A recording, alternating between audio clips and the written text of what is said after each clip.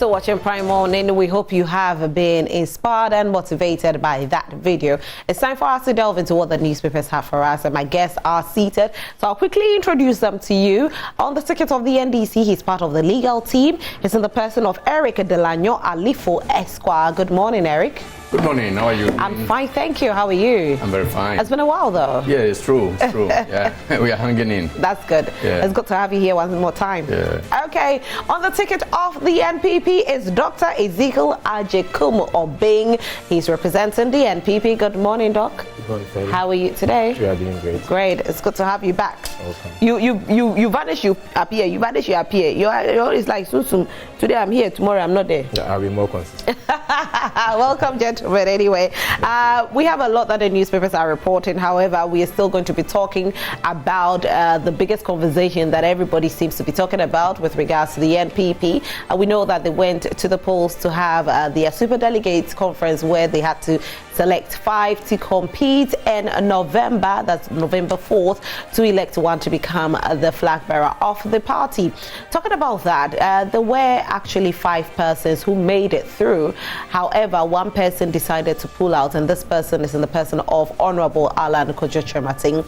He cited reasons why he was opting out. He felt that it was being skewed towards one person to win. There were some irregularities in there. He also did say that he felt that there was an attack. He didn't feel there was an attack on one of his persons, and the party hadn't done much about it. Hence, he was withdrawing from the race. It's brought a lot of mixed feelings. Yesterday, finally, the executives of the NPP received the letter and did say that they are saddened that he had to withdraw from this race. However, they are hoping that they will all come together for the good cause of the party. We want to hear your voice this morning. What do you think about it? Yeah, people are still talking about the fact that they feel they are okay that he left the party. He left the race, but he's still a member of the party.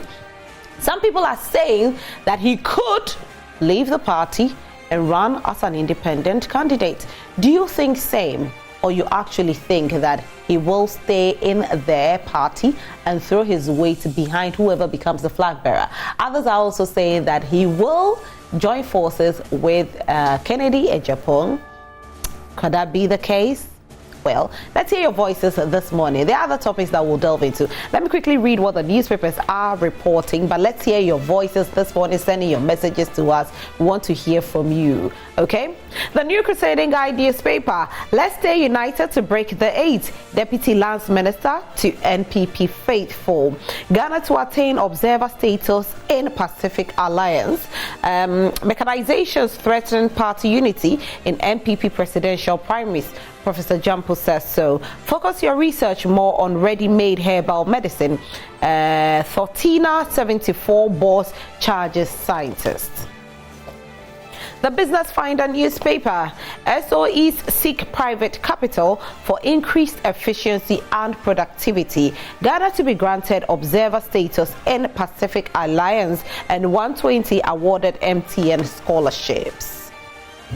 The Daily Guide newspaper, Ghana-Colombia strengthened ties. DVLA faces out old driver's license. Well, the old driver's licenses are going, the new ones are coming in. So just in case you want to change your driver's license, you can go there and get it changed. Okay.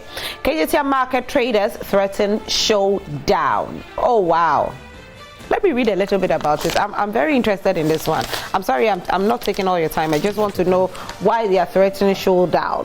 Traders at KJT markets are enraged at the managers of the facilities' alleged lax approach to resolving individual metering concerns at the market, threatening to stage a demonstration. All right, so now the new name for demonstration is showdown. NPP flag bearer aspirant balloting postponed. Yes, we'll talk about that as well. Alan's drop from NPP race shocking. Wow. anyway. I don't know if my guests are also shocked. I'll ask them if they are very surprised that, Honorable Alan decided to step out of this race. Daily Graphic newspaper, NDC determined to protect Constitution, says Asiedun Ketia. Alan's withdrawal will have consequences for NPP. Political scientist says so. Speak up against corruption. Sam Jonah rallies citizens and groups. And tertiary business sense challenge. KNUST joins UEW, UCC for finals. And that will be all for what the newspapers are reporting. I've already introduced my guests to you, and the biggest conversation is still about Honorable Alan Kojo-Kyerematen withdrawing from the NPP. It has actually affected the party just yesterday because they have to even postpone their balloting. They were supposed to have balloted for the 5, so they will know where they will be on the ballot sheet for November 4th. But because there's been this withdrawal, the balloting has been put on hold. Other things have also developed. Semi Awuku has gone on social media to call on the communicators of Honorable Alan Kyerematen to join forces with the Bawumia team so they can win together. Well, we don't know what your take is. Please, let's hear your voices this morning. Send in your messages. Send them. We'll read them. But let me start this conversation with you, since you're part of the NPP. Ezekiel, are you shocked that Honorable Alan Kojo-Kyerematen withdrew from this race? Good morning once again. Good morning to our cherished viewers. It's obviously a shock and a surprise to everyone when we finally heard on Tuesday that the Honorable former Trade Minister had withdrawn from the race. Citing a few or alleging a few infractions and irregularities that occasioned during the Super Delegate Conference. And well, once again, we are surprised, and to many of his followers as well, they are also surprised. Yesterday, the Honorable OPK, who is part of his campaign team, was on a sister station, and from his demeanor and everything he had to say concerning the particular developments, clearly revealed that yes, indeed, they are quite surprised with the decision. But are you? I'm very much surprised. I'm very much surprised as well. I was hoping he could go through the contest to its finality. Do you think he would have won if he had to stay? It's sometimes not a matter of winning or losing. It's about the people who trust you and have supported you. If the Honorable Alan Kyerematen believes that he has the support of the masses among the grassroots, then obviously you needed to fight. The delegates conference we had was just the first leg of the entire process, and the number of delegates, over 200,000 people going to elect a flag bearer. I believe he had more chances with the grassroots as compared to the super delegates as we had. So if indeed at the end of the day the primary focus of the super delegates was to make sure you are part of the 5 to compete for the ultimate, and you made the 5, I believe he should have seen the contest to its finality. Well, your party says they are saddened about it, but for him, what he cited in the statement says that he reported some of the irregularities, but he feels nothing is being done about it. So probably the party should have addressed some of the things that he had mentioned previously before he decided to withdraw. The General Secretary, through his press statement to acknowledge the receipt of his withdrawal, clearly stated once again that indeed the parties, the election committee, the disciplinary committee are still looking into the matters of the alleged infractions, and at the appropriate time he will make available the report that's issued by the disciplinary committee. So I believe the Honorable Alan Kyerematen should have at least held on a bit to see what the party was going to do. And of course, if you sit back and analyze the various reasons he cited, of course I bear with him, I understand where he's coming from. And in no uncertain terms, I believe we should condemn any act of violence that characterizes any electoral process. It's an avenue for people to express what they believe in. It's not an occasion to foment violence. So the act of violence that characterizes that single act of violence is deeply regrettable. But if you listen or critically analyze the reasons for his withdrawal, I believed, in as much as he has a point, in as much as it's his decision, I believe they are quite soft to have based your withdrawal. You believe they are soft? I believe they are soft because there are issues that you could have raised with the party. Obviously, you've been there and the party knows you. You are a stalwart, you are a big wig, so to say. So you could have properly gotten the attention of the party executive the National Council, the Election Committee, and the Disciplinary Committee to bring bear the various things that you believe didn't augur well with the party during the process for peaceful or amicable resolution to be reached. But to have based this reasons in quotes prematurely without the report of the Disciplinary Committee to say you are withdrawing, I believe they were quite soft, and he should have seen the contest to its finality. Right. Eric, let me bring you in this conversation. Were you shocked as well? Yeah, first of all, let me say good morning to viewers and good morning to my flag bearer, John Dramani Mahama. If you don't mind, you gentlemen can actually share the link on your Facebook pages. Oh, okay. So please share the link so that your followers can watch it as well. Do we have the link? Yes. So if you go on Joy Prime, it's just Joy Prime. On Facebook, Joy Prime. We are streaming live right now, so you can share, because your followers will be commenting with regards to whatever you say. Oh, okay. So we are giving you probably just a few minutes to share the link. So they're sharing the link. You at home can also share the link right now. Want to get interactive? Please leave your messages. If any of Joy your Prime, guys could just, we should send it. Yeah, just go to Joy Prime on Facebook. Okay. Yes, please, Joy Prime on Facebook. Let's all share the link currently. Right now, I know you at home, you are sharing the link as well. Even if you are sitting behind your television set and you're watching it, please go on Facebook and share the link for us. We want everybody to be a part of this conversation. So, okay, Eric, you were making your point. Please continue. Yes, okay. So I was saying good morning to viewers and good morning to my flag bearer, John Dramani Mahama, the incoming president of the Republic of Ghana.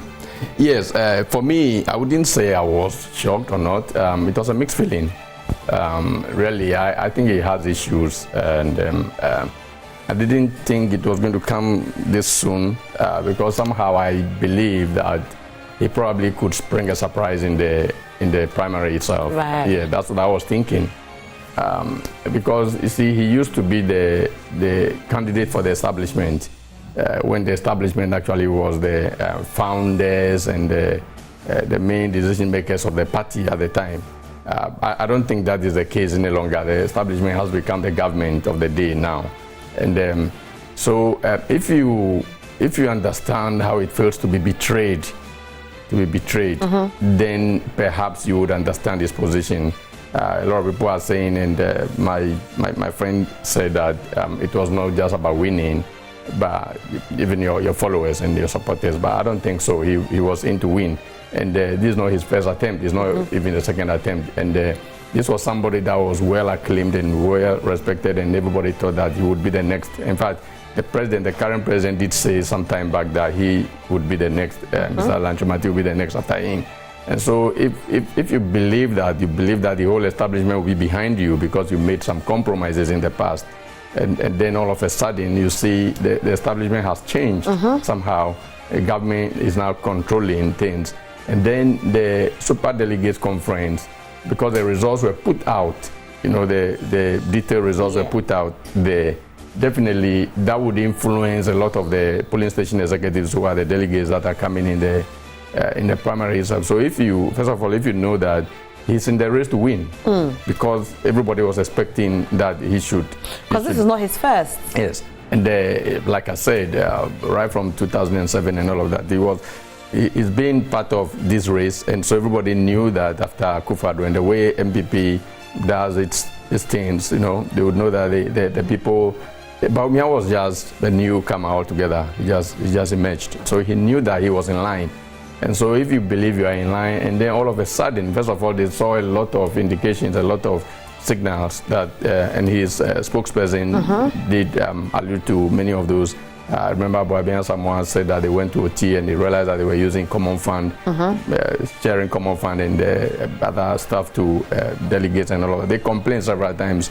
I heard Richard Nyama who complained that they were going to send their own security into the November 4th primary and all of that. So you would see that they have serious issues. So if you look at the signals and you know that you are not going to win, and then also you've seen that the establishment has betrayed you, people that you believed in for a very long time, and you thought that they were going to be behind you, and even if government would not be even behind you, that is if I'm referring to government, the president and its functionaries, you know that the establishment or the founders of the party and then the big guys in the party will be behind it. All of a sudden, you saw the results that came out in the super delegates. He felt very betrayed, and then his people were intimidated, brutalized, and all of that.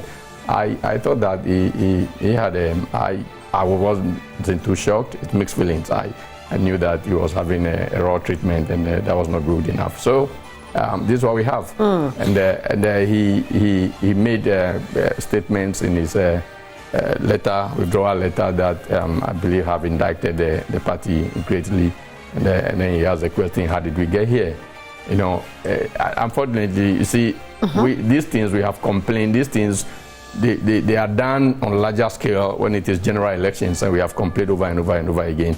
And he was part of the administration, Nana Akufo-Addo administration, when I also gone when we complained, he didn't say anything. He didn't comment. And then when in the last general election, 8 people had to die for MPP to have the same number of members of parliament as NDC. He was expecting the party's security leadership to be the ones to handle it. You know, sometimes when things happen, there's always a hierarchy of who to speak about certain things. You don't go before the president to do the speaking.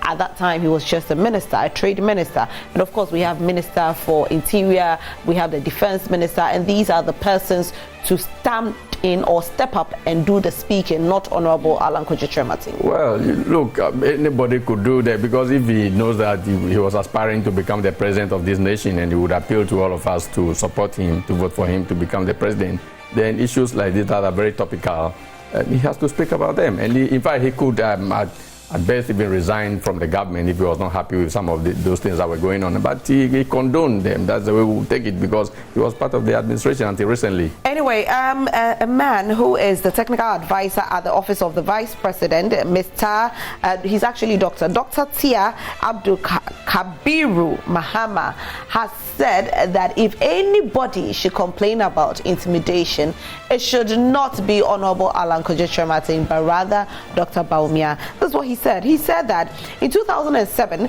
when majority of government appointees were supporting Mr. Alan Kyerematen, he still cited intimidation. So for me, if there's any person who has had intimidations, either direct or indirect, it's the vice president who should be complaining.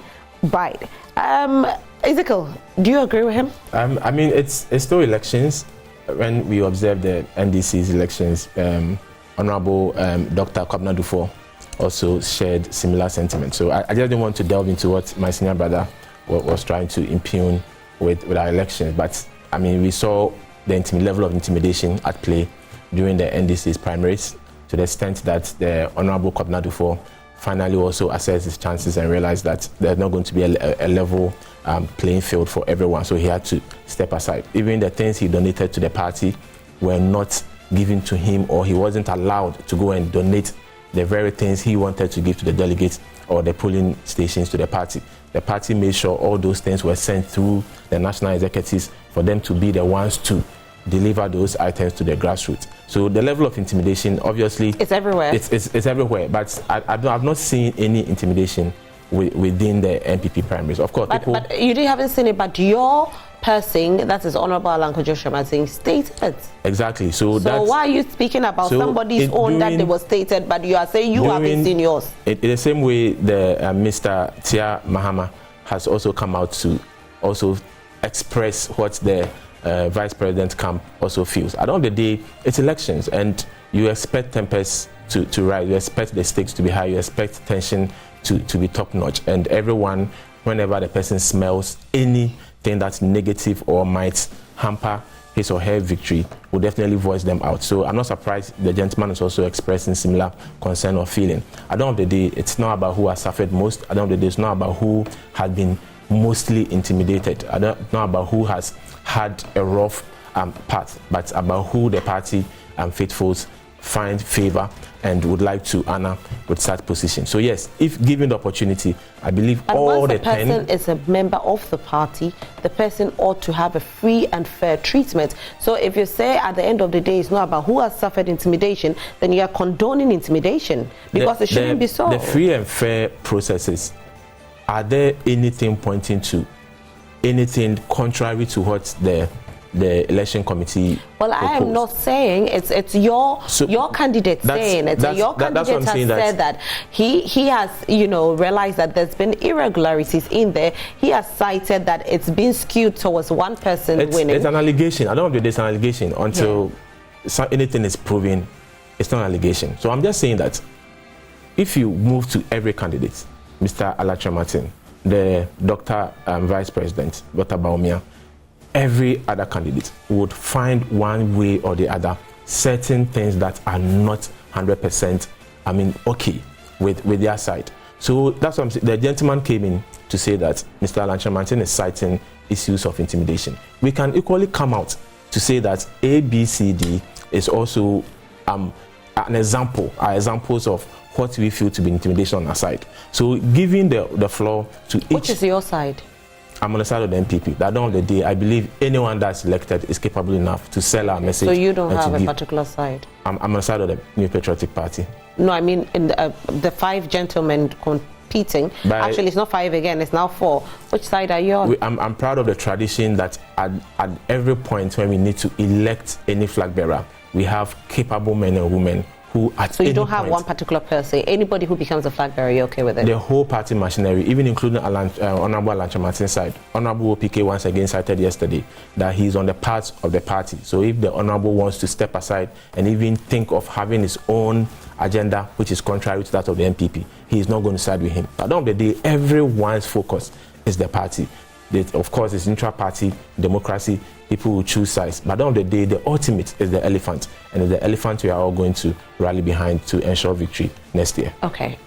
Eric? Yes, on Dr. Tia's statement, I just think it is politics just to equalize. You know, if we talk about intimidation, who can intimidate? You know, it has to be somebody in a position of influence or powerful that would intimidate the less powerful and all of that. So clearly, we all know, and already I said that the establishment has now become the government of the day.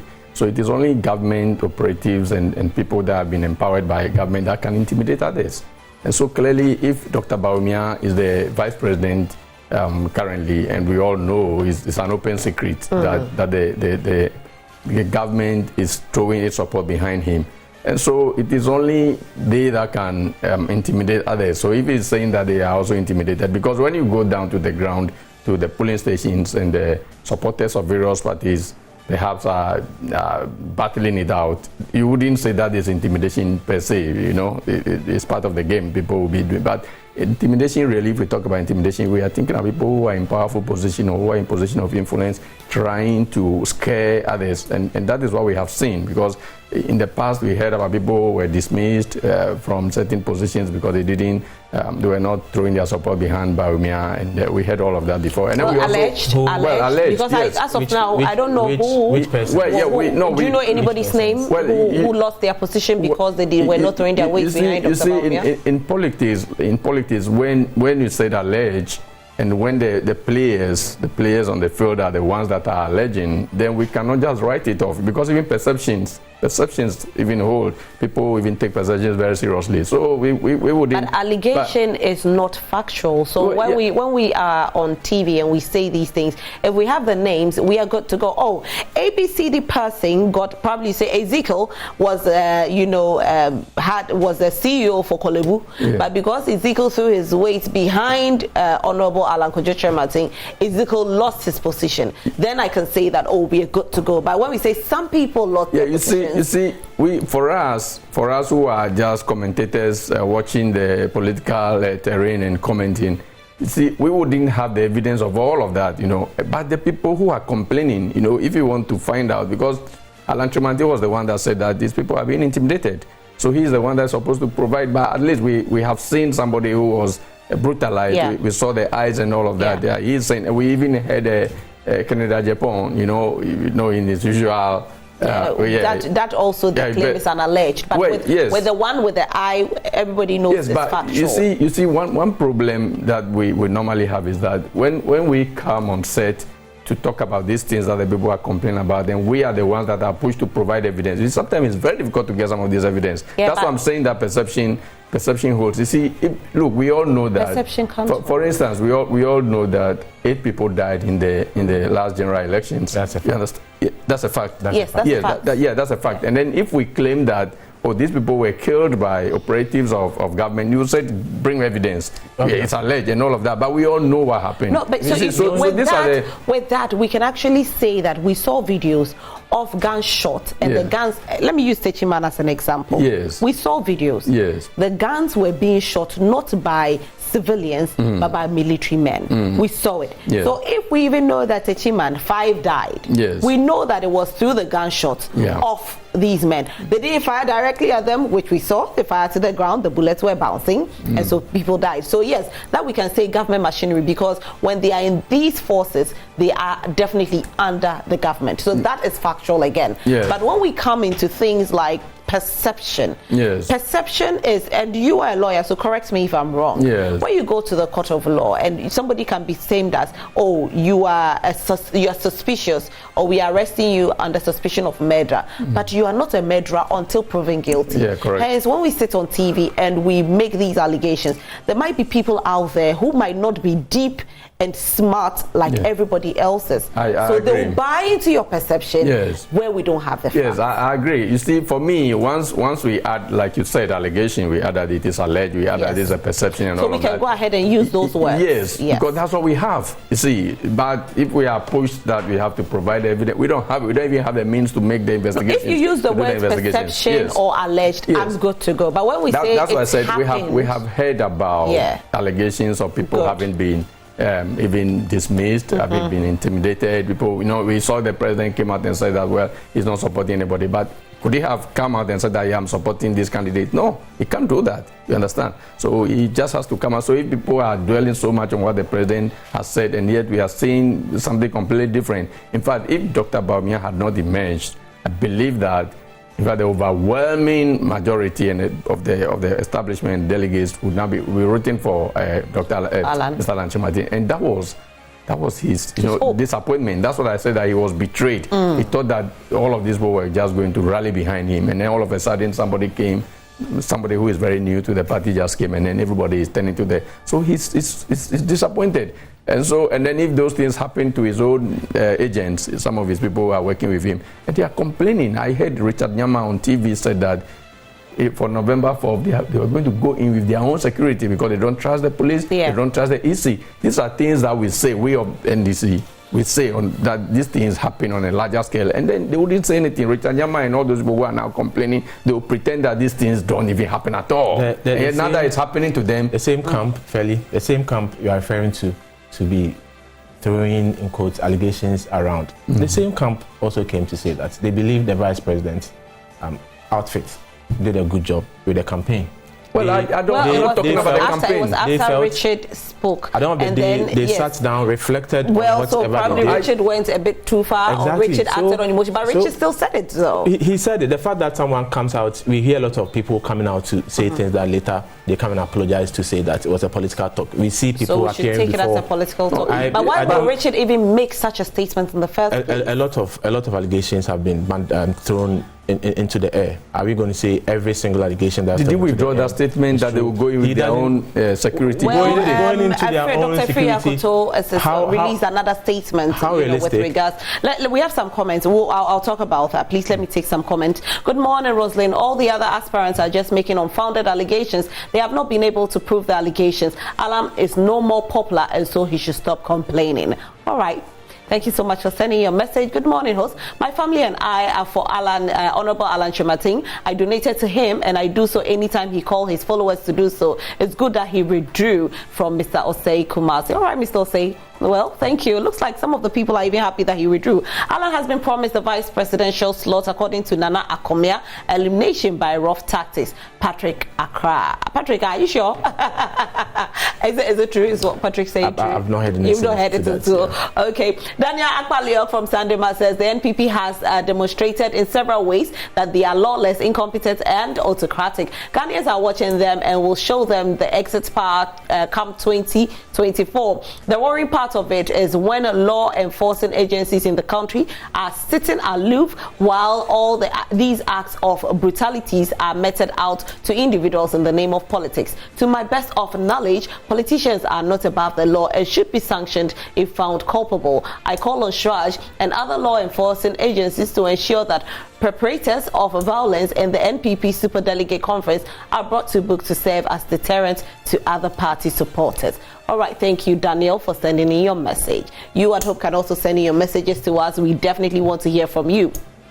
Aaron Bebako Kokomipsa says, good morning to you. Economic policymakers should cease or stop importing or adopting foreign economic policies because there is a big economic gap between the European economy and the African economy. For instance, when you study the European economy, the economic indicators and figures are accurate. What is documented on paper truly reflects the market situation, but the situation in Africa is different, most especially in Ghana. My point is that Ghanaians do not understand what is meant by the market by being in equilibrium. What we understand is that plantain and other perishable foodstuffs are in the market. That an average or below average income earner should be able to afford them, and that is what we understand. Thank you, Aaron, for sending your message.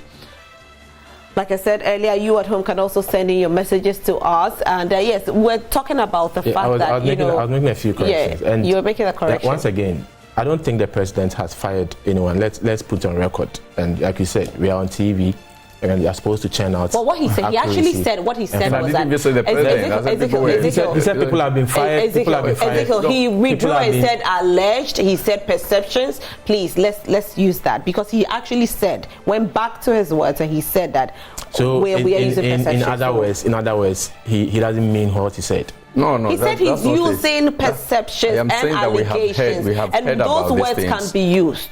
And these are not senior officials in government. But we've heard. We heard. So he's saying that it's alleged. It may be true, it may be false, but we have heard these things. We stick to what he's saying because he's using those words. Such allegations are not true. No one has been fired because the person is not supporting the vice president or any other camp. Okay. But the people were whipped in line, though, and this is obvious. We all can see that the people were whipped in line, and they all were supposed to vote for one particular. They were not supposed to. Elections are at your own prerogative. You choose who you vote for. And elections for convenience, you can make this argument. There are some allegations, but like I said earlier, we can speak about it, but we have to still use those words, allegations and perceptions. We cannot state it as fact. The moment we say this thing, the moment we say these things, I believe, sorry to say, we are insulting the intelligence of the rank and file. The cohorts of the delegates that voted. We are talking about founding members alive of the party. We're talking about council of elders. Ezekiel, we are talking about MPs. So making such statements about such a group of people, I believe it's not fair to their characterization. All right, Ezekiel, so well appreciated that you said that, but also we have to be able to have a good conversation. Now, if there's any allegation out there, nobody stops you from speaking about the fact that it is an allegation. You can speak about it but you have to still insist that it is an allegation. You have to insist that it is a perception. You don't state it as a fact. It's a perception. Let me tell you this. This is very interesting. Very interesting point. Yes, when you go ahead and have the allegations and their perceptions. When you go to develop democracies, jurisdictions. See, the reason why politicians and people in public offices do not win defamation cases very easily, you have to show that there was malice in publishing, is that, you see, they want to allow citizens the freedom to speculate because they cannot get the facts. They don't have the means to get the facts. So when always you ask them, bring evidence, bring it, they can't. So if you speculate, then you force them to come and correct. They have to come out and say that, well, this speculation is just a perception, it's not right. You see, and then if you put the facts before them and they go ahead to repeat the lies, then there's malice. It means that they are doing it intentionally to just. So that is why in our country everybody runs to. So that's what I'm saying, because we don't have.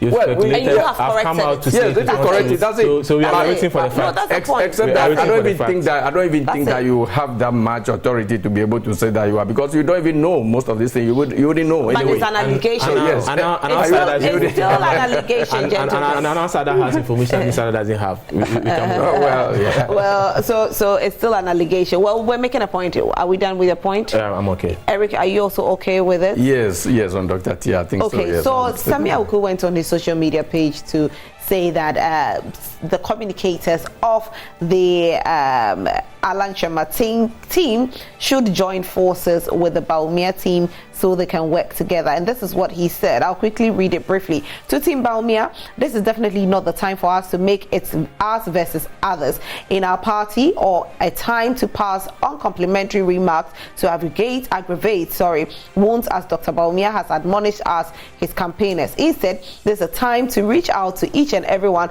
to make the 2024 campaign and election victory a possibility. To all the supporters of the candidates who couldn't make it to the top 5 and supporters of aspirants who made it to the top 5, please, let's come together. Let's solve our problems together. And once again, position the NPP still as the party of choice ahead of the 2024 general elections to deliver economic prosperity to our nation, Ghana.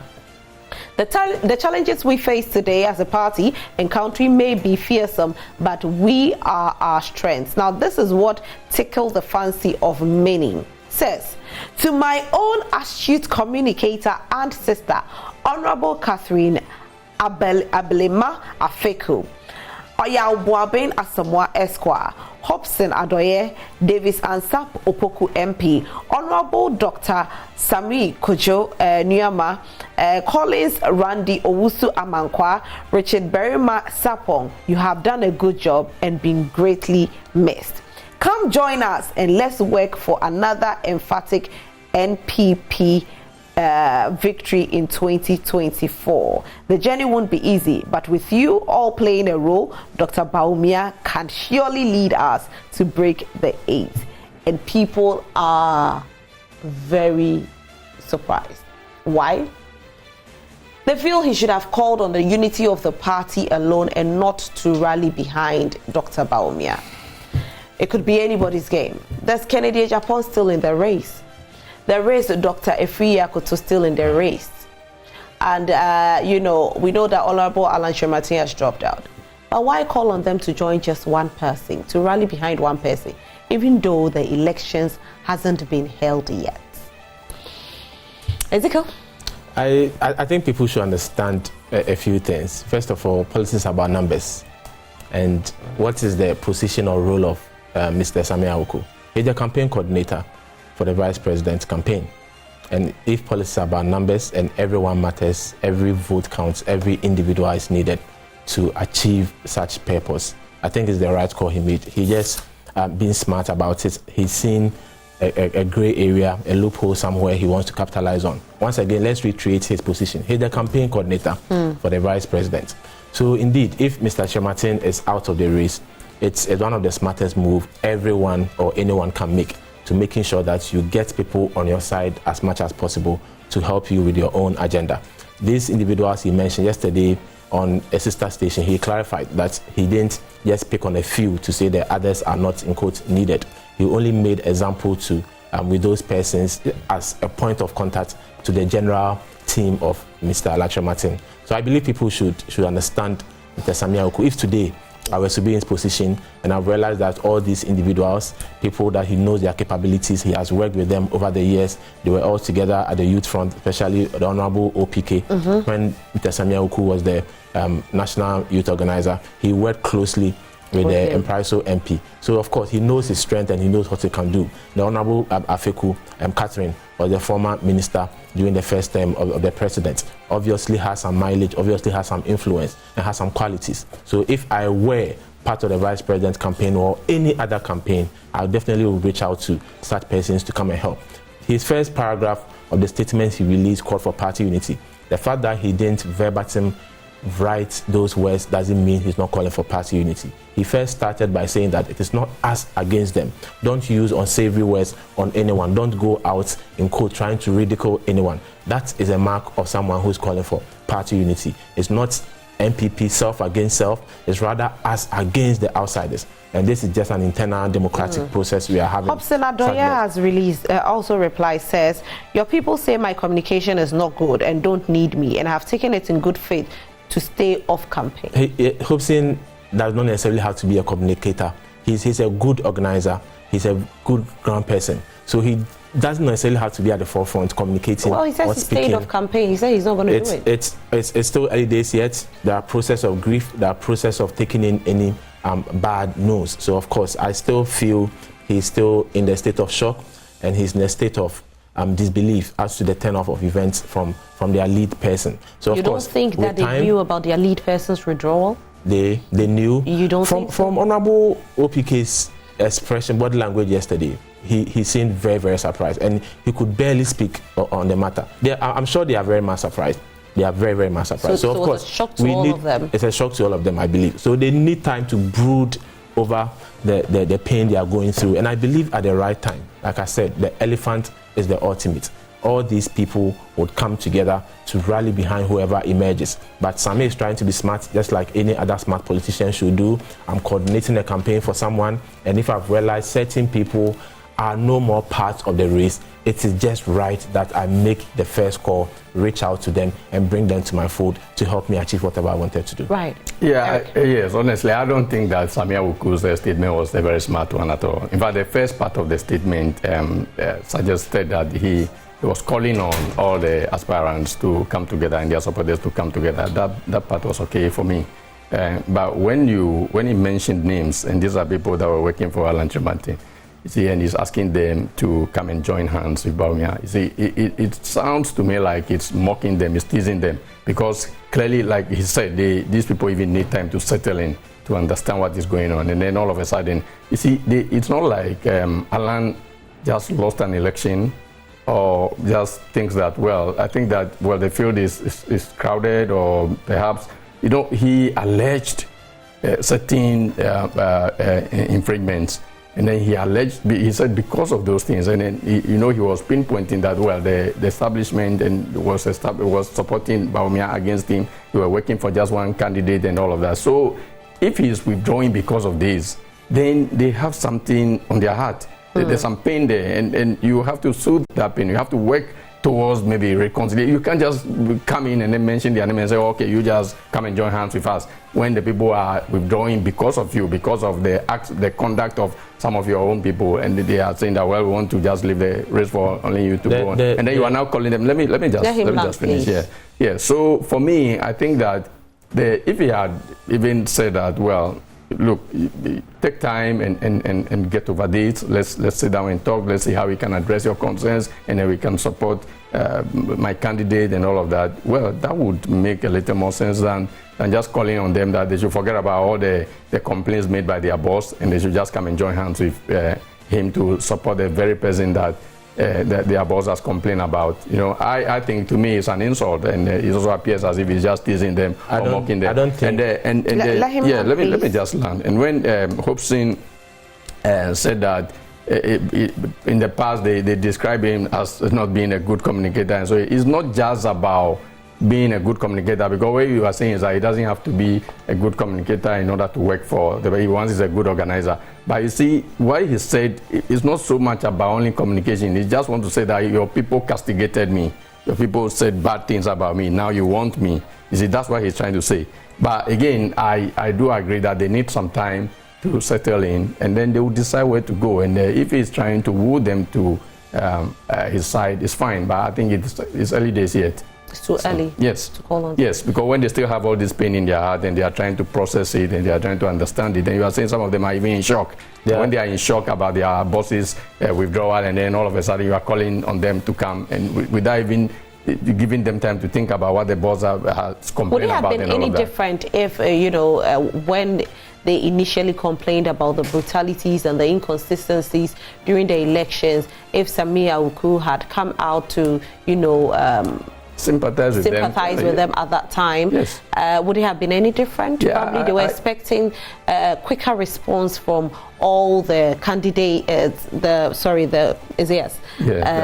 Aspirants. They were expecting them to speak about it. They were expecting the party executives to condemn whatever happened, but they didn't get that kind of reaction. Early. They are looking into it. Alan alluded to that actually. He did say that he's not sure that they are going to attend to these issues. And so clearly they don't see any signs that the party is going to be interested as long as these things are happening in favor of an aspirant that he thinks the establishment is supporting. They are not going to do anything about it. That's what they believe. All right, we can't take it away from him. Clearly, none of the people mentioned has come out to state that I'm not going to be part of what you are doing, or give me some time. No, none of them said anything like that. But what Hobson is saying that he won't do it though.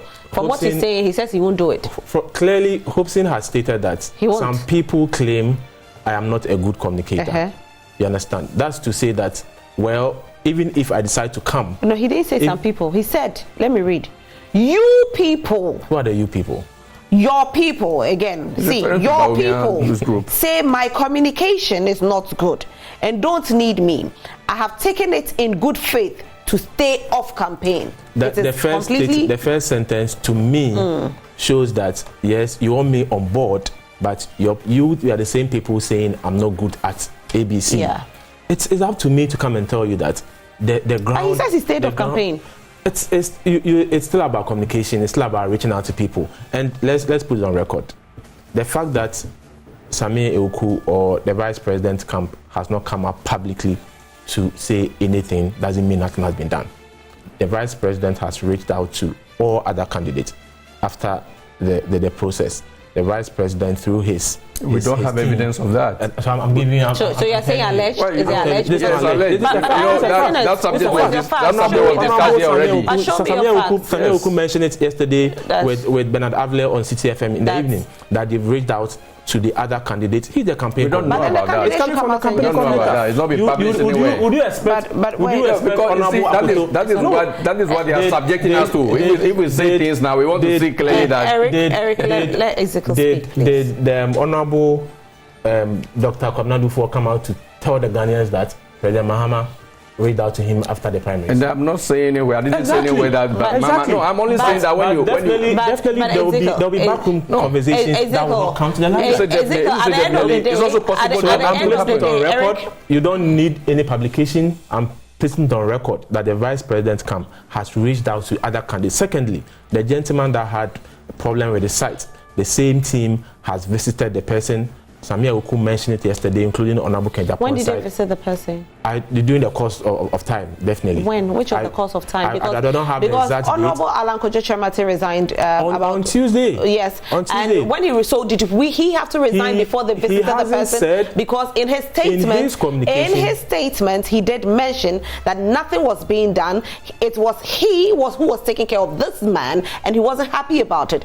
If they had visited before, he should have stated it. So does he have to resign before you visit the person? Never did he say in his communication as well that no one has visited the man or no one has shown his solidarity. But did you read the statement very well? What did he say there? He said the acts of irregularities, including the acts of violence that characterized the election. And then he mentioned the man. He mentioned that's the only case in point. If you reached out, why would he resign? That's the only case in point. Are you telling me that if the vice president come or any other person in that camp reached out to the gentleman to have soothed the heart of Mr. Alan Kyerematen to say it would have? I don't think so. You don't think so? I don't think so. He had his reasons. He has resigned. Let's respect his reasons. I'm placing it on record that the vice president's camp, including other camps, have reached out to this gentleman and they've solidarized with the person. The party is also doing what it can. The disciplinary committee is not yet out with their findings. You don't expect to throw the whatever before the cuts. Let's wait for party machineries and structures to work. Let's not go beyond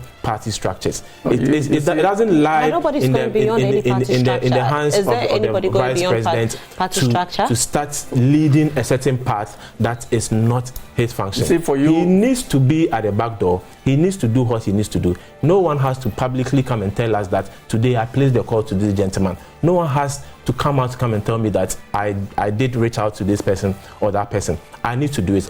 It's about human relations. Okay, and let me ask you this. It can be done without necessarily broadcasting good, but why didn't Samia Awuku reach out to these persons? He has their numbers. Why do you put it on Facebook? He has actually spoken to them. No, you don't get me. He has spoken to them. Why will you put it on Facebook if you don't want people to know about it? There's nothing wrong. So if you are reaching out to people in this current year, in 2023, where social media is everywhere, if you're going somewhere, you can even put camera on yourself so that we know that you've reached out. So Ezekiel, come on. Would you expect Ezekiel, let's take some messages coming in. Let's take some messages coming in. It's not camera, use your phone. You people have done it over and over. This is not the first time. Good show with very important topic. More blessings to you all. Thank you so much for sending in your message. We are very grateful. Okay, Catherine Paul says, good morning, Madam Roslyn. Why is Samia Awuku calling the supporters of Alan to join Dr. Bawumia? The grassroots are calling for Kennedy, and surely Kennedy will win massively come November 4th. Okay. Good morning, Madam. I'm Raymond, watching you live from Dunkwa Offing. Why can't the NPP address the issues that Mr. Alan said led to his withdrawal and stop these blame games? Keep up the good work, Joy Prime. Thank you so much, Raymond. We are very grateful. Okay, so we'll try, and I think sometimes, when the messages are a lot, you see, Salisa said Alhaji Aliyu Mahama was a vice president when he competed with President Nana Addo, but Nana won. So it's baseless to say because Dr. Bawumia is in government, he intimidated Honorable Alan. Thank you so much, you see, for sending your message. Right, so we'll try and get in some more messages, but you, I hope, can also join the conversation by sending in your messages to us. Maybe we should move on from this particular conversation into Mr. John Dramani Mahama, who addressed the Ghanaians yesterday via his social media page, saying that all Ghanaians should go out and register and make sure you have your Ghana card so you can go out to 2024 to vote. He didn't just speak about that. He also spoke about the fact that the EC must be very transparent in all their dealings in order to have Ghanaians trust them again. And we'll talk about other things as well. Eric, what do you think about your candidate or your flag bearer speaking about this? That was a good call. We all know that the EC is going to embark on a limited registration exercise starting from September 12th to, I think, about 2nd of October or so. And we also know that the EC intends to do the registration only in the district offices, 268 district offices. The parties, the political parties have complained about that because the EC is enjoined to make the registration accessible to people, potential registrants who would want to vote, to make it accessible, easy and accessible to them. In fact, by Article 42 of our Constitution, the EC is supposed to, anybody who is 18 years and above and of sound mind has a right to register and vote. And if we want to get many of these people in the country to be able to register and vote, then you have to make it very easy for them. And so that is why registrations have to be done. In fact, ideally at the polling stations where the people can just walk in, because they always just walk in there. They don't have to find money for transportation to go and vote. They will just walk into their polling stations. It's just close to them. And so that's where you have to go and register so people can come out and register. And if you cannot do that, then we are thinking that you can even do it in electoral areas. It's like a cluster kind of things. Various polling stations come to. But what proves that the people going to register assures a 2024 victory for the NDC?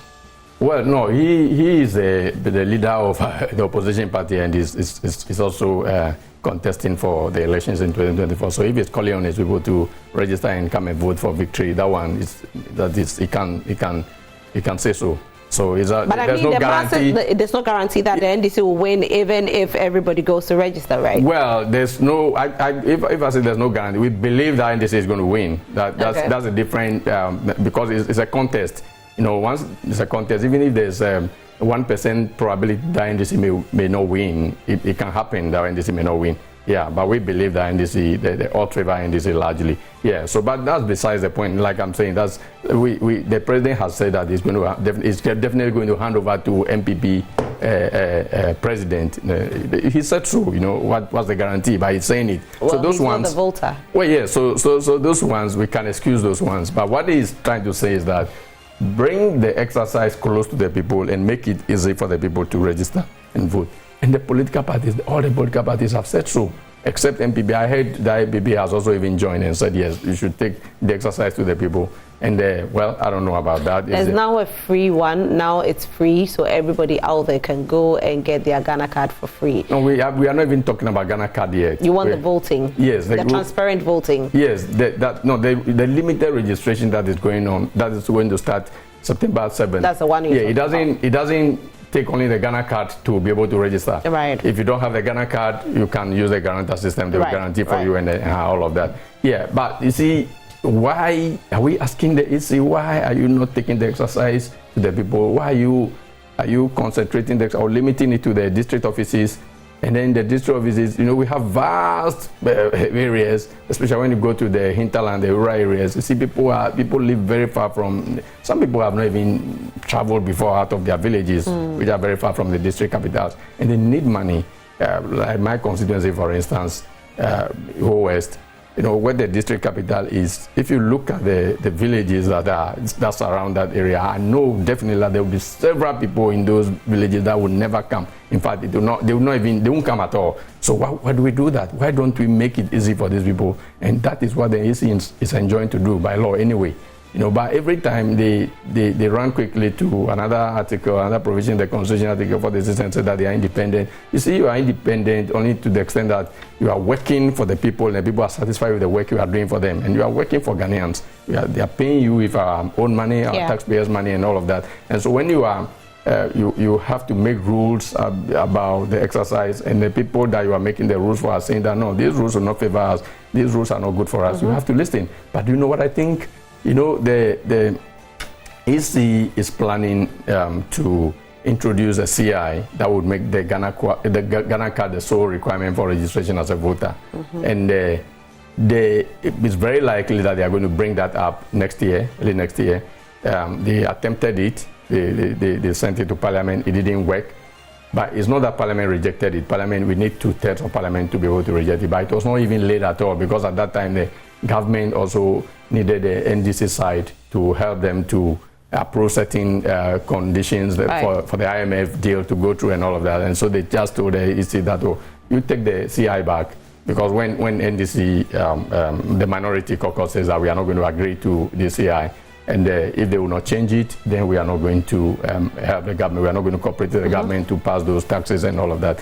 So then, instead of laying the CI and then rejecting it, then we'll see the commitment of the majority side, because we need 2/3 to reject it. So that we should lay it, and then it will be rejected. Then the Electoral Commission will know that the CI has been rejected because of the Ghana card requirement. They didn't do that. They just gave it to them and said, go and look at it again. And come back. And come back. And then now when they went back, and then the minority helped the majority to approve all that they needed, then the EC is now saying that, Parliament cannot even dictate to us.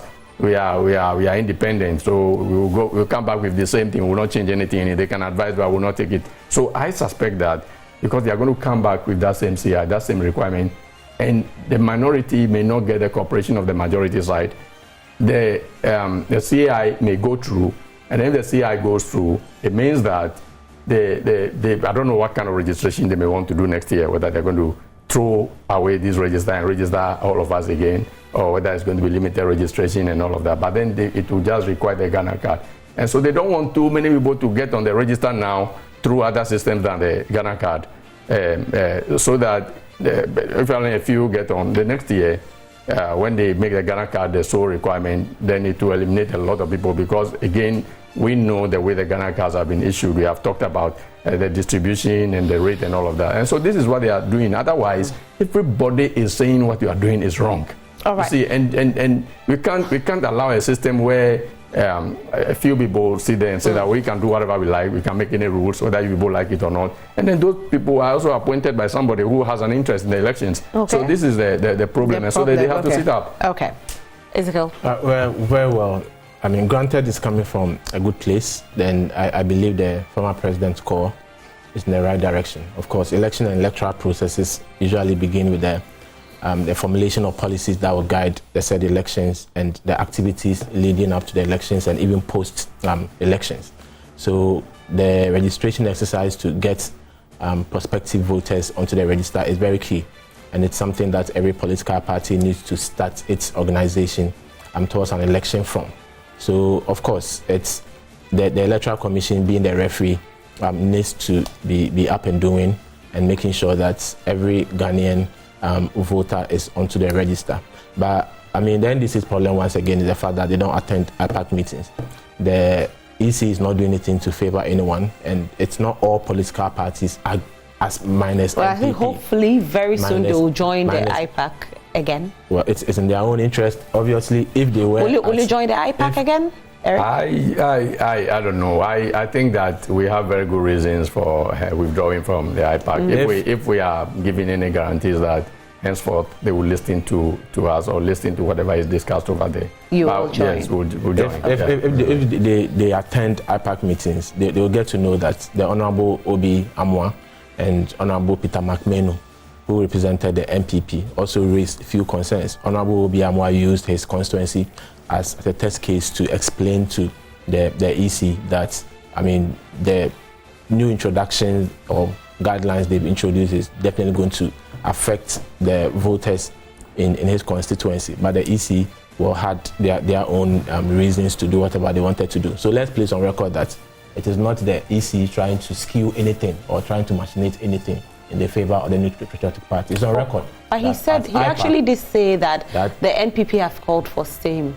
They have the same sentiment. He said it. Initially, he said minus the NPP. Oh, no, he said. He actually said. He added the NPP. But of course, the former president, like I said, if it's coming from a good place, then of course it's a call in the right direction. But if it's the usual institutional attacks that he's starting once again with the Electoral Commission, then we need to watch out. But don't you think it's a good place? I can't because trust him. No, that's why I asked the question.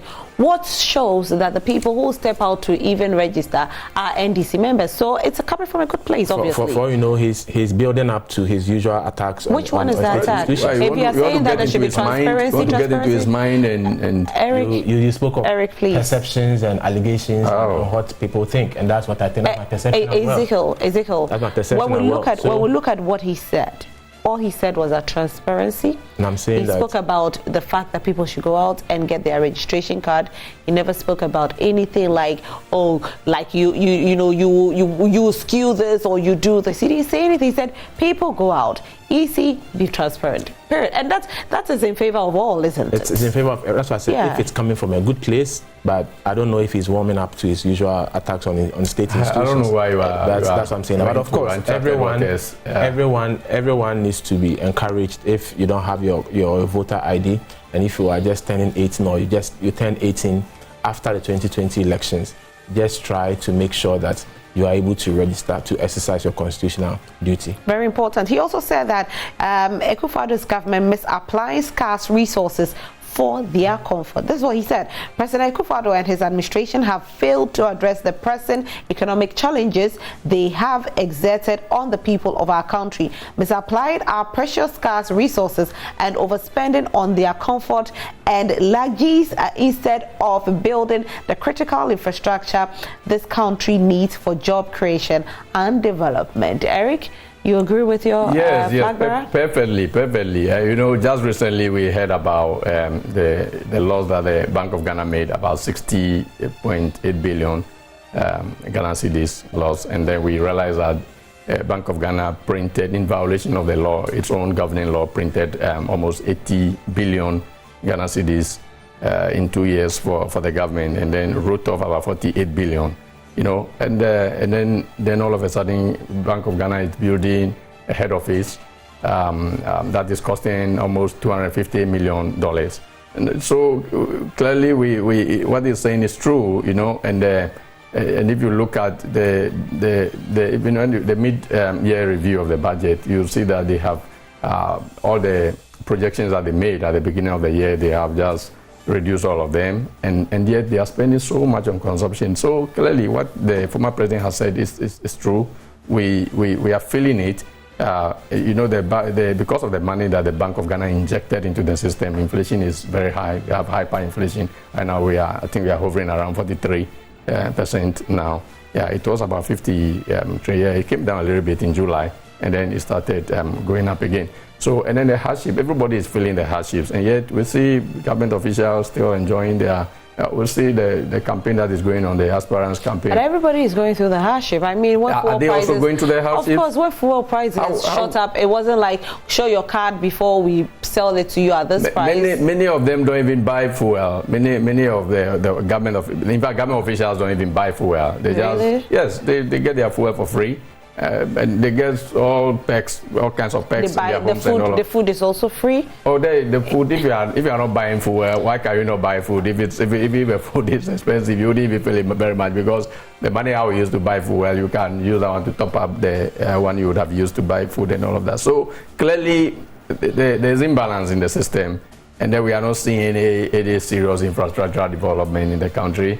So obviously, it's right. Bank of Ghana is going to build an infrastructure, and you are saying that the money is too much. So if you're not, same person saying I'm not seeing infrastructure development, same person saying we are using too much money for infrastructure development. We are using the money and we are not seeing the development. It's different from, we separate that one from the Bank of Ghana having made a huge loss, and yet building. It's still an infrastructure, isn't it? Well, that's not the kind of infrastructure we are even talking about. Which because one are you talking about? If you are building office for their own comfort, and mind you, the determination of Bank what of kind Ghana of is not MPP's property. So if you say for their own comfort, no, the workers over there, I don't work there. What I'm trying to say is that, you see, the officials that are working at the Bank of Ghana now, the governing board, and then the management and all of that, they sit down and determine the kind of facility they want. You understand? And it's not like they've even gone to our representatives. The people's representatives don't have any say in it. And so they determine all of that, and then they tell us that, oh, this is what we think we want. You know, we don't have any say, because they have said so, that we want it this way, we want it this way, and so it will cost us. If the same people came out and said, oh, what we want will cost us $100 million, we would say, oh, okay, fine, they will build it. But the same people came out and said, well, what we want will cost us $250 million. We don't have any say. And then you see us, or you see government or functionaries or communicators defending the Bank of Ghana and saying that, oh, they said this is what they want. They want the office to be as big as this. It could have been smaller and will serve the same purpose. We don't know. The people who make this determination, they don't give us any justification. But we are seeing roads, though. We are seeing what? Roads. Well, we've been told that Agenda 111, you know, some of the projects are almost completed. So have you seen them?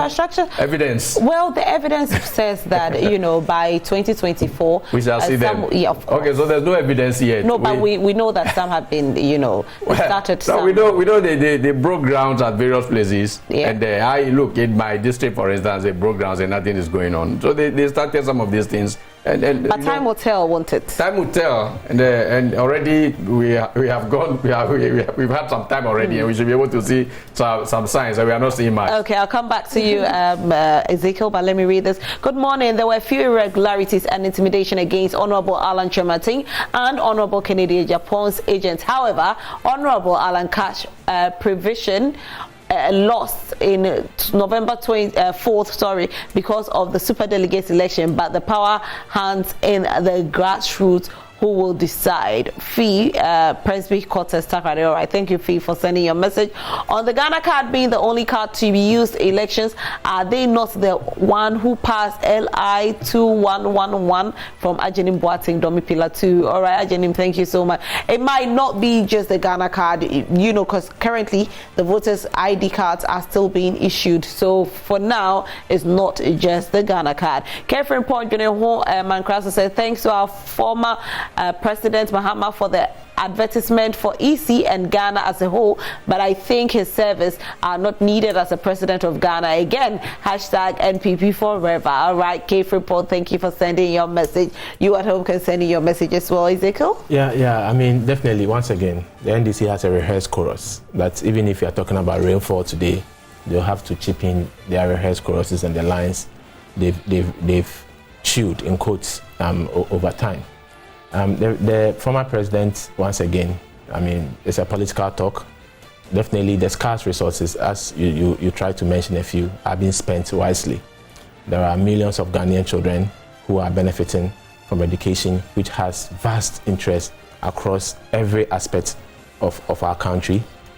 Through the free SHS policy, we've seen roads being constructed and rehabilitated well across the country. If my senior brother here is not aware, you should, after the show, move to Ofankor to Samam, that we are having. So some roads have been done, eh? Every government has to do something, so they are doing something, right? You say you're not good. seeing the infrastructure growth, and I'm pointing you to at least one example that moved from Ofankor barrier to Nsamwem, and that's just an example. And across the country, go to every length and breadth of the country. At least follow the government. And you look at the amount of loan that has been taken by this government compared to the 54 billion John Mahama has taken and built. This is not a green job, a green book and projects. These are projects that you can see, feel, and experience for yourself. And once again, you can feel the Ridge Hospital. You can feel the Maritime Hospital. You can feel them. You claim you are not seeing any projects, and I'm giving you examples to the projects. If you are telling me these are projects, you can fill down the Green Book. It means that the projects that have been listed in the Green Book, they don't exist. That's what I'm asking you. I just give you a few. These are not projects in the Green Book. The Bank of Ghana Hospital. Eric, please let him make his point. You can see for yourself. I'll give you one example. At least go and see the development taking place to ease the traffic for economic benefits on that stretch. The same scanty resources have been spent on the future of the country. It's not scanty resources, though. You've taken so much loan. That's why we are in this mess. Your candidate says they are scanty resources. I'm not the one saying it. No, it's your candidate. Yeah, no, see, so what he was trying to say, let me explain it here. We are in economic crisis. And we have heard the NPP speak about this economic crisis, which is a chorus that we hear all the time. It's due to COVID-19, Russia-Ukraine war. It's not just the NPP. You remember the former president let me land. in the US? Let me land. We've heard it countless times, not once. It's a chorus. It's been sung. Now we've gotten to this point, and he's saying that looking at where we are, with the kind of resources that we have, yet we are spending it on a typical example, the BOG building at $250 million US. That's what he's trying to say. So it's not that, the loans that have been taken previously over the period. He's saying that now, the Bank of Ghana where we are. Is it coming from the consolidated fund? Where is it coming from? The BOG is independent. The BOG is independent? Yes. So where are they getting the money from? We need to go and ask. But so why did you go to Parliament? It is not coming from, it is not, of course, there are laid down procedures. It's not coming from the same BOG, where is BOG the same BOG yes. which is independent and has its own policies guiding them, should go to Parliament to at least report to Parliament whenever they need so to. So that tells you that the taxpayer is responsible for whatever monies the BOG uses. No. So because when we run at a loss, who is suffering? Who is struggling? BOG's loss doesn't mean BOG has lost money and the nation needs to go and BOG lost money. I said when they run at a loss. Who runs at a loss? The 60.8 billion cedis, that is a loss. I'm not saying that they lost the money. Run at a loss is different from lost money. And are we going to pay for that money? No, but where is the inflation coming from? The inflation that we are going through, what is it? Ezekiel, they are not going on anybody's head to tell you that, Ezekiel, give me one cedi. Eric, give me 2 cedi. What they are doing, what is happening is that it has affected us indirectly through inflation and other things. And so, yes, we are paying, whether we like it or not. They did that to cushion the economy, which was within their jurisdiction to do and assist. It's not though. They have violated the law though. Do you know about that? They have violated the law by assisting the country. Eric, please, let me handle it. They violated the law by assisting the country. Now, let's come back. You said we are singing the chorus of COVID-19. But you said they also sang It's not just us. The former president went to speak in the US, and he said COVID has taken a toll on global economy, including developing countries like Ghana. Yes. So it's not just about us. No, but it's everyone. Chorus is when you keep repeating being sung by everyone. No, you keep repeating it, makes it a chorus. If the president moves to any international platform and he's going to speak about COVID and its effect on global economy, he's not going to cite Ghana's example as mismanagement. He's going to cite Ghana's example as being a consequence of COVID. Now, coming back to the same scarce resources post-COVID, these same scarce resources are still funding government flagship programs. The free SHS is still running. Planting for Food and Jobs Phase 2 has been launched. The digitalization agenda is still on course. We are still having school feeding program, and every project the government has started. You mentioned Agenda 111, which is all over the place, and of course by next year we are going to see the fruits out of that agenda. So yes, the former president should be rest assured that the scarce resources are being well managed. We are not hiring. We are seeing some of them in some of your ministers' homes already. You know, we'll see them in person in 2024. We've been told that we'll see them, and I like that. Can I please conclude? Okay, please conclude because I don't have the time. We are not hiding behind COVID not to do what's expected of us. Like I said, every agenda of the government, every project the government started is still on course, and government is funding every project. We'll definitely see it, Eric. No, Eric, because you see, when we come to the roads, we've seen the roads. Yeah. So sometimes we can say that. Which roads? Oh, Eric. No, which Eric, haven't you seen some of the Tema motorway roads? Haven't you seen? Haven't you seen the Labadi Beach Hotel road? Oh, Eric, that one. Let's be fair. I like to be fair. I have seen the roads. I just want to clear evidence. So you haven't seen them? You see the roads. Anyway, let me read some messages. Can I read some messages, gentlemen? Gentlemen, can I read some messages? Alaji Hamza, Pig Farm says, "Good morning, Madam. President Mahama calls to the EC was in a good direction. I wonder what Madam G. Mensah stands to gain by limiting the limited registration exercise to only the district officers. The CDD and other civil society groups has called on her to extend it to various voting centers to allow those living in rural areas to have the chance to register and vote. Even various political parties have also joined to call on her to extend the exercise, but still this woman will not listen. What at all does she stand to gain? We are watching." Anyway, Alaji Hamza, thank you for sending your message. Yusuf again says, okay, I think I've read this one already. Yusuf's own has been read. Good morning, please. NDC members will be making cacophony on the limited voters registration exercise, and at the end of the day, they will be blaming MPP members for the failure of some Ghanaians not being able to register. St. Hubert Triponi, thank you, St. Hubert, for sending your message. All right, thank you to all who sent in your messages, gentlemen. Thank you so much for being here today. Super grateful that you could make it. We'll definitely have you again, hopefully next week, for us to delve into other topics. My guests have been Eric Delagnon Alifo Esquire, who is a part of the NDC legal team, and also Dr. Ezekiel Ajekum Obeng, who is part of the NPP communications team.